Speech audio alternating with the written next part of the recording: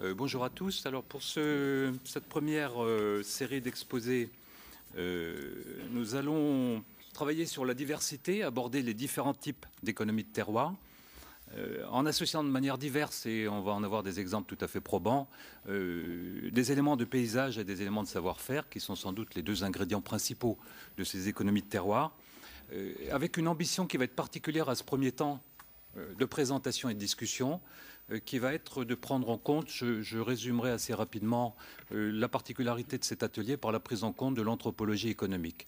C'est-à-dire qu'il y a le souci d'une certaine épaisseur par rapport au mode de vie des hommes dans leur milieu, qui est importante par rapport aux préoccupations qui sont les nôtres, par rapport à la prise en compte du temps long, par rapport à la capacité de l'homme à maîtriser son milieu, à l'adapter par des systèmes ingénieux, comme ça a été dit, jusqu'à aboutir à des sites qui sont aujourd'hui considérés comme remarquables, qui peuvent être l'objet de patrimonialisation. Donc on va avoir des présentations qui vont faire état, qui vont nous montrer les principes, tout un ensemble de situations qui permettent d'appréhender cette diversité. Et je crois, Françoise en a parlé juste avant, du côté de l'économie, la question de la diversité est extrêmement importante. En même temps, c'est un sujet qui nous met mal à l'aise, en règle générale, dans le sens où l'économie est une science normative. On a tendance à rechercher à la fois des optimums et des équilibres. Et c'est vrai que cherchant ces points qui sont des points relativement uniques, même si on va parler d'équilibres multiples, mais il faut relâcher les hypothèses pour aboutir à des équilibres multiples, on a tendance à la normalisation. Ça veut dire que l'existence de tout un ensemble de situations qui sont d'abord marquées par leur singularité, par un type de relation des hommes à leur milieu et par une forme de maîtrise de l'histoire, à la fois des techniques et de l'histoire sociale en même temps, donc dans lesquelles la culture se mêle à l'économie, ce sont des choses qui sont extrêmement difficiles. Pardon, il y a traduction. Excusez-moi. C'est un point qui est extrêmement important et intéressant en économie parce que justement ça ouvre à la prise en compte de modes de développement différents. Et je suis personnellement très sensible aux propos introductifs d'Éric Orsena dans le sens où, nonobstant l'importance des démarches de classement au patrimoine mondial de l'UNESCO et de la mise en exergue de tout un ensemble d'éléments qui sont remarquables dans les activités des hommes et dans ce qu'ils ont réussi à faire, à la fois dans le rapport de leur société à leur milieu et dans leur manière de vivre ensemble. Nonobstant l'importance de cet aspect-là, l'autre point qui est extrêmement important, c'est le fait de ne pas bâtir des systèmes d'exception et qu'à partir de ces lieux d'exemplarité, on ait la capacité, et en tant qu'économiste des territoires, c'est l'un de mes objets principaux, que l'on ait la capacité à développer des modèles qui aient une généralisation possible. C'est-à-dire qu'il ne faut pas que l'on se retrouve dans la fabrication d'îlots de rareté avec des produits de luxe et des choses qui soient emblématiques du rapport à l'histoire des sociétés, rapport de l'homme à sa géographie, mais qui seraient des parcelles d'humanité séparées par quelque chose qui serait plus de l'ordre du marketing que de l'ordre d'une vision d'ensemble de ce que peuvent être les développements futurs de notre capacité à maîtriser nos ressources au service de l'ensemble de l'humanité. Je pense que c'est l'enjeu fondamental pour moi dans la façon de poser cette relation entre des sites et l'appréciation que l'on peut en porter dans un terme plus général. Alors juste en introduction, je vais revenir sur un point qui me semble essentiel dans cette notion de patrimonialisation. Dans le sens là aussi du point de vue économique, je pense que ça fait appel à deux notions qui sont importantes, qui ont été évoquées de façon directe ou indirecte par les interventions préalables. Les deux points qui sont essentiels, le premier c'est le terme de publicisation. C'est-à-dire que dans le patrimoine, Françoise l'a rappelé tout à l'heure, il y a une dimension de bien public qui est très importante. C'est-à-dire qu'en parallèle et en surplomb de tout un ensemble d'activités qui sont des activités privées, des hommes à titre individuel ou collectif, par rapport à toutes ces actions, pour une part, quelque chose ressort du bien public. Alors global, bien sûr, comme l'a dit Françoise, mais également bien public local. Et je pense, moi, personnellement, que la difficulté majeure, elle est dans l'articulation entre ces deux notions.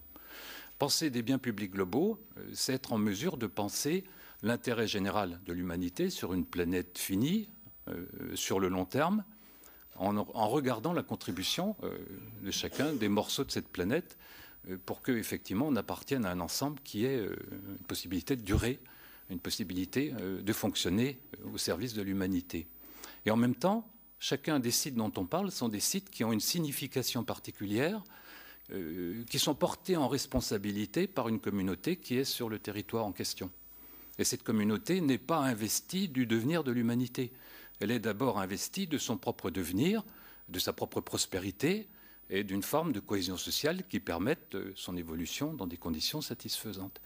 Et de ce point de vue-là, c'est beaucoup plus la notion de bien public local qui est en jeu, c'est-à-dire des biens publics qui sont communs à toute cette communauté, qui ont bien sûr tout un ensemble de relations avec des biens publics d'échelle plus large, mais qui ont d'abord une signification pour eux.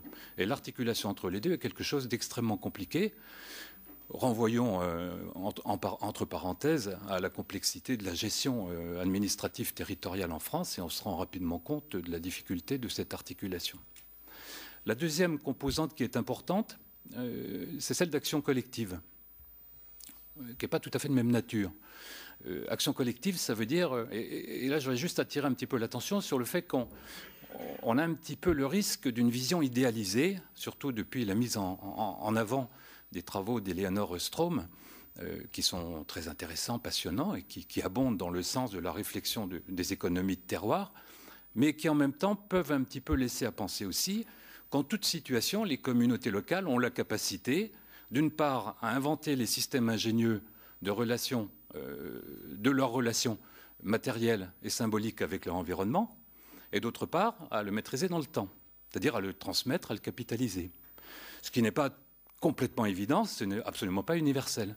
On connaît par l'histoire, et on connaît très bien en Europe notamment, tout un ensemble de situations dans lesquelles les communautés locales n'ont pas trouvé, pour tout un ensemble de raisons, les clés pour bâtir cette relation. C'est-à-dire que l'action collective n'a pas permis d'inventer, de pérenniser et de transmettre ces systèmes ingénieux qui aujourd'hui sont l'objet de nos préoccupations. Donc c'est quelque chose qui n'a pas force d'évidence, en tout cas pas d'universalité. Donc c'est d'autant plus important de nous fixer sur ces moments qui sont des moments évidemment remarquables de l'évolution de l'homme par rapport à son milieu. Alors nous avons 5 interventions. Je vais demander aux intervenants pour chaque talk de se limiter à 20 minutes, si vous permettez. On va commencer avec Jean-Pierre Garcia, qui est professeur de géoarchéologie à Dijon, dans une unité de recherche qui s'appelle Artéis. Sa particularité à Jean-Pierre Garcia, c'est d'associer sciences du vivant et sciences humaines dans une appréhension sur le temps long de la construction des terroirs. Et bien évidemment, en travaillant à Dijon, vous imaginez que son terrain favori d'exercice, c'est la Bourgogne viticole. Donc il y travaille avec acharnement depuis un certain nombre d'années. C'est de cela dont il va nous parler, d'autant qu'il est coordinateur scientifique du dossier de demande de classement des climats de Bourgogne à l'UNESCO. Et je crois que c'est important, comme première illustration très générale et très contextuée de nos propos de ce colloque, avec l'idée de cette combinaison sur le temps long, de ces 3 étages un petit peu qu'on a déjà entrevus, qui font que l'on a des facteurs biogéophysiques, on a une action de l'homme qui permet de les valoriser, des combinaisons très particulières, très fines, parfois sur une tête d'épingle avec un seul cépage, comme le président nous l'a rappelé ce matin, et puis encore une autre couche sur la protection institutionnelle. C'est-à-dire que la protection juridique, le cadre général, sont essentiels pour faire tenir cette combinaison qui est en fait une combinaison très technique sur un système sociotechnique, mais c'est cette construction dans son ensemble qui est l'objet des préoccupations.